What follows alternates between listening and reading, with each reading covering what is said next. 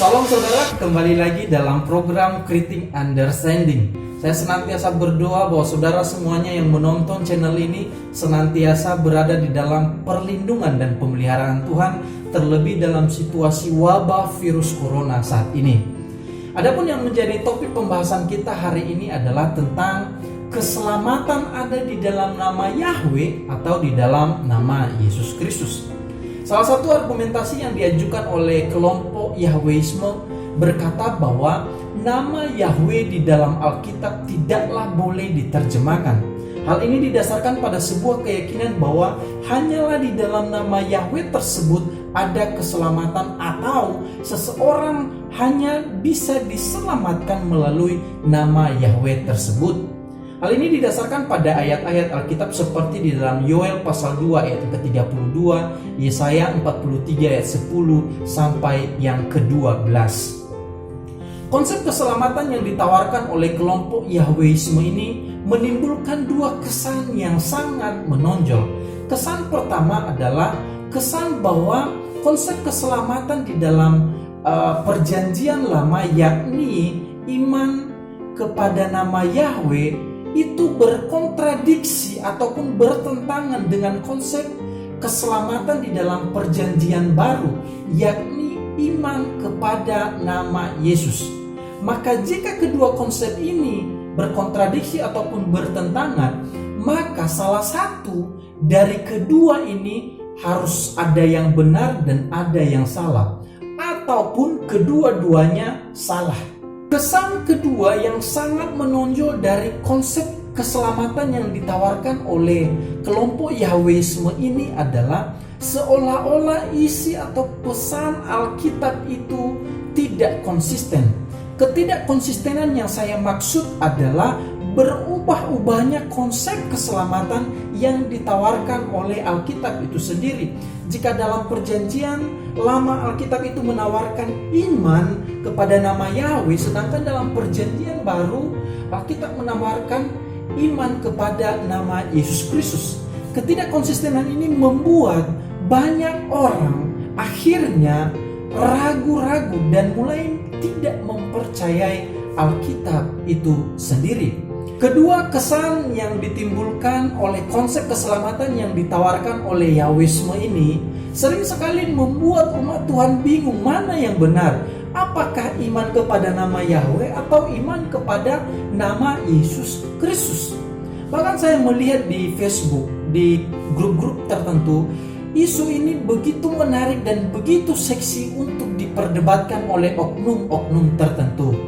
Namun yang menjadi pertanyaannya bagi kita adalah, apakah keselamatan itu hanya ada di dalam nama Yahweh atau hanya ada di dalam nama Yesus Kristus?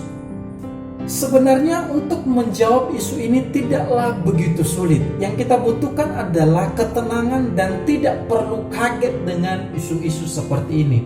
Untuk menjawab isu ini, kita terlebih dahulu harus sepakat dengan kelompok Yahweisme ini bahwa hanya di dalam nama Yahweh itu sajalah seseorang dapat diselamatkan.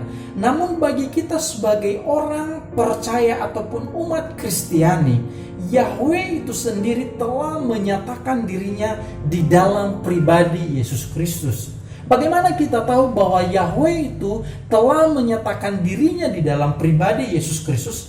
Yang pertama adalah dalam konsep para rabi Yahudi, nama Yahweh berkaitan erat dengan kemahahadiran Allah, baik dahulu, sekarang maupun yang akan datang. Artinya bahwa Allah itu maha kekal dan tidak terikat oleh waktu.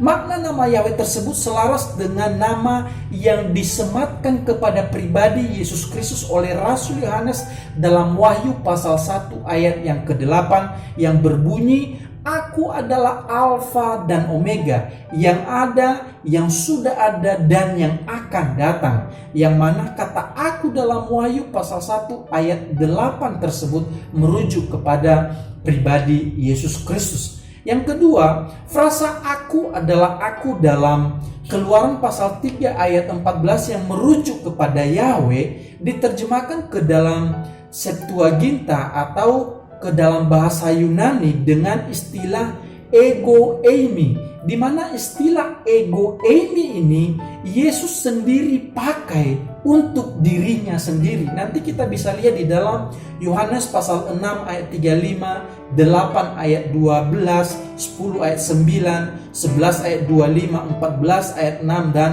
15 ayat 1. Yang ketiga adalah Yesus diberi gelar sebagai Kurios, yang merupakan terjemahan nama Yahweh ke dalam perjanjian baru. Contohnya nanti kita bisa lihat di dalam Kisah Para Rasul pasal 2 ayat yang ke-36. Yang keempat adalah pengutipan nama Yahweh dalam PL oleh penulis PB yang ditujukan kepada pribadi Yesus Kristus. Misalnya Kitab Yoel pasal 2 ayat 32 yang dikutip oleh penulis Roma pasal 10 ayat 13 yang berbunyi, sebab barang siapa yang berseru kepada nama Tuhan akan diselamatkan, di mana kata Tuhan dalam Roma pasal 10 ayat 13 tersebut jika ditinjau dari aspek konteks ayat tersebut, maka kata Tuhan tersebut merujuk kepada pribadi Yesus Kristus.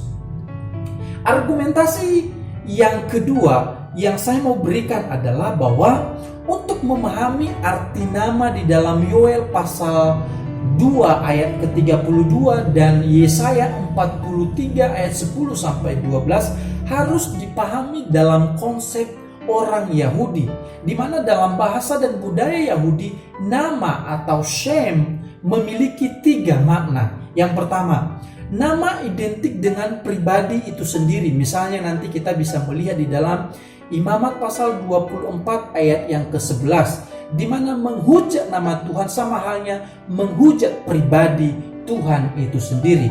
Yang kedua adalah nama adalah pribadi yang diungkapkan. Contohnya di dalam Amsal pasal 18 ayat yang ke-10, nama Tuhan adalah menara yang kuat. Artinya bahwa bukan huruf-huruf nama Tuhan itu yang kuat seperti menara, tetapi pribadi Tuhanlah yang sanggup memberikan perlindungan kepada umatnya. Dan yang ketiga, nama adalah pribadi yang hadir aktif. Contohnya ketika Elia berhadapan dengan nabi-nabi Baal di Gunung Karmel, ketika para nabi Baal memanggil nama Allah untuk melakukan mujizat, dan Elia juga memanggil nama Yahweh, di mana pada akhirnya nama Yahweh lah yang terbukti sebagai Allah yang benar. Dalam hal ini pemanggilan nama Yahweh merupakan pemanggilan pribadi yang aktif bekerja di antara umatnya. Jadi apakah makna nama di dalam Yoel pasal 2 ayat 32 dan Yesaya pasal 43 ayat yang ke-10 sampai 12 tersebut? Apakah yang dimaksudkan nama dalam ayat tersebut diwakili oleh huruf-huruf mati itu, ataukah pribadi di balik nama tersebut? Jawaban saya adalah bahwa seseorang tidak diselamatkan oleh nama, huruf-huruf mati, YHWH, Kurios ataupun Yesus, tetapi melalui pribadi yang berada di balik nama tersebut. Sebagai kesimpulannya bahwa keselamatan hanya ada di dalam pribadi Yahweh yang menyatakan dirinya di dalam pribadi Yesus Kristus, dan bukan pada huruf-huruf mati seperti YHWH, Yesus ataupun Kurios tersebut.